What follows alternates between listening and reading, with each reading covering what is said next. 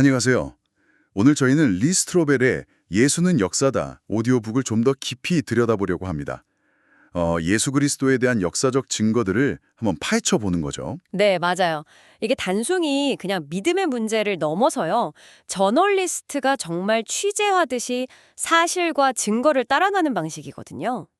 그 방식이 흥미로운데요? 네, 그래서 오늘 여러분도 뭐랄까 배심원이 되셨다 생각하고 한번 제시되는 증거들을 차분히 따라와 보시면 좋을 것 같습니다. 좋습니다.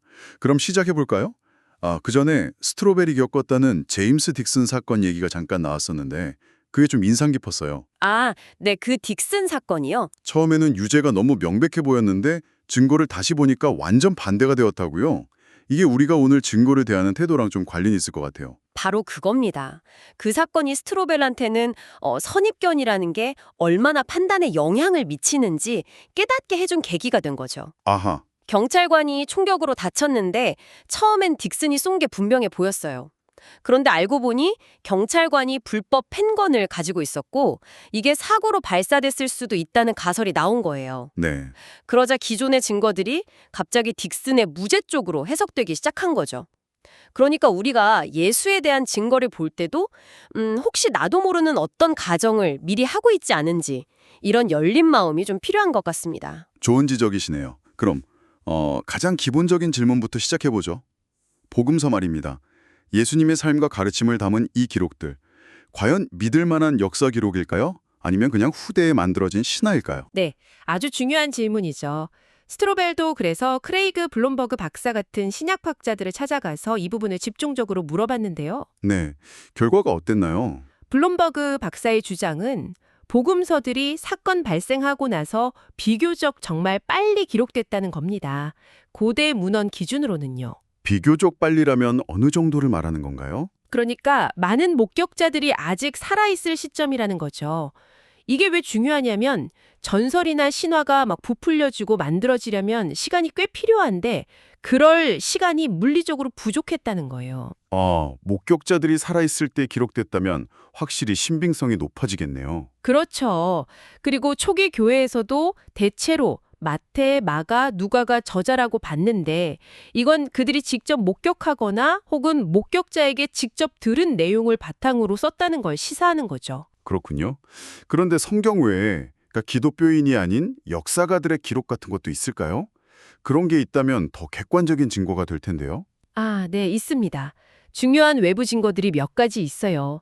스트로벨은 에드윈 야마우치 박사 같은 고대 근동 전문가들의 연구를 인용하는데요. 예를 들면요. 네, 대표적인 게 1세기 유대인 역사가 요세푸스입니다.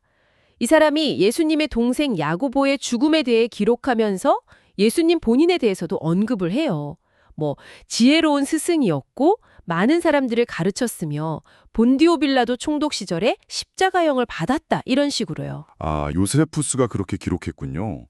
로마 쪽 기록은 없나요? 있습니다. 로마의 역사가 타키투스도 있어요. 이 사람도 티베리우스 황제 때 크리스투스, 그리스도를 라틴어로 부른 거죠. 가 빌라도에게 처형당했고 그를 따르는 무리들이 로마에도 있었다 이렇게 기록했거든요. 와, 비기독교 역사가들 기록까지? 이건 정말 복음서 내용과 일치하는 강력한 보강 증거가 되겠네요. 맞습니다. 예수가 역사적 인물이었고 당시에 상당한 영향을 미쳤다는 걸 보여주는 거죠. 네, 정말 흥미롭습니다. 자, 그럼 이제 기독교 신앙의 어떻게 보면 가장 핵심 주장, 예수님의 부활 문제로 넘어가 볼까요? 스트로벨은 이 부분에 대해서는 어떤 증거들을 찾아내는지 궁금합니다.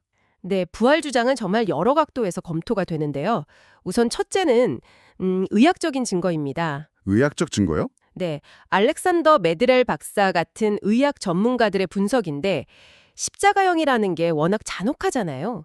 특히 채찍질로 인한 과다출혈이나 십자가에 매달렸을 때 겪는 호흡곤란, 질식 같은 걸 고려하면 예수가 거기서 살아남는다는 건 의학적으로는 거의 불가능했다는 겁니다. 하긴 로마 병사들이 사망 확인도 철저히 했다고 하니까요.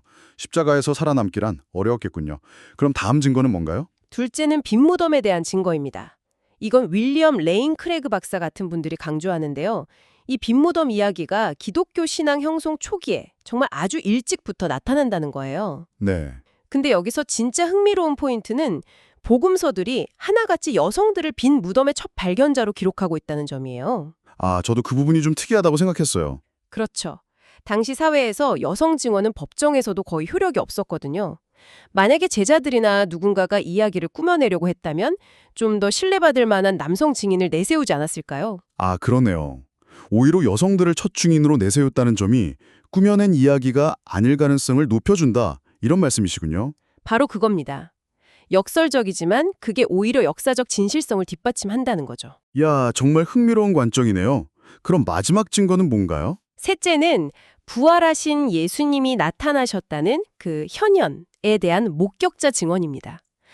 게리 하버마스 박사가 특히 주목하는 게 고린도전서 15장에 나오는 아주 초기 기독교 신앙 고백인데요. 고린도전서 15장이요? 네, 이게 예수님 돌아가시고 부활하신 지 정말 몇 년 안 돼서 형성된 걸로 보이는데 여기에 부활한 예수를 만났다고 주장하는 구체적인 사람들과 집단 이름이 쭉 나열돼 있어요. 베드로 12제자, 그 다음에 500여 명의 형제들, 야고보, 모든 사도들, 그리고 마지막으로 바울 자신까지요. 와, 그렇게 구체적인 명단이 초기 기록에 있다고요? 네, 이게 그냥 믿습니다가 아니라 우리가 봤다, 이 사람들이 봤다고 주장하는 목격담 리스트인 셈이죠. 물론 이런 증거들에 대해서 회의적인 시각도 있잖아요. 예를 들어 예수 세미너 같은 그룹은 복음서 기록 대부분을 역사적 사실로 안 받아들이는 걸로 아는데요. 스트로벨이 이런 반론들도 좀 다뤘나요? 네, 다룹니다. 그렉 보이드 박사와의 인터뷰 같은 걸 통해서 그런 주장들을 반박하는데요. 예를 들어 예수 세미나는 처음부터 기적은 일어날 수 없다는 자연주의적인 전제를 깔고 시작하는 경향이 있다는 비판이 있어요. 이건 객관적인 역사 연구 방법과는 좀 거리가 멀 수 있죠. 미리 결론을 정해놓고 연구한다. 이런 비판이군요. 그런 셈이죠. 또 그들이 사용하는 기준 중에 이중상위성 기준이라는 게 있는데 어떤 말이 예수님의 진짜 말씀으로 인정되려면 당시 유대교 가르침과도 다르고 또 후대 초기 기독교 가르침과도 달라야 한다는 거예요. 네. 근데 이 기준을 너무 엄격하게 적용하면 정작 예수님이 유대인이셨고 또 기독교의 기초를 놓으신 분이라는 역사적 맥락을 놓치게 된다는 비판이 있는 거죠. 그렇군요. 기준 자체가 좀 논란의 여지가 있다는 거네요. 네, 그런 지적들이 있습니다. 오늘 리스트로벨의 탐구를 따라서 예수의 역사성에 대한 정말 다양한 증거들을 살펴봤네요. 복음서의 신뢰성 문제부터 시작해서 외부 역사가들의 기록, 그리고 부활에 대한 의학적, 역사적 증거들까지요. 네, 스트로벨의 여정 자체가 우리에게 시사하는 바가 큰 것 같아요.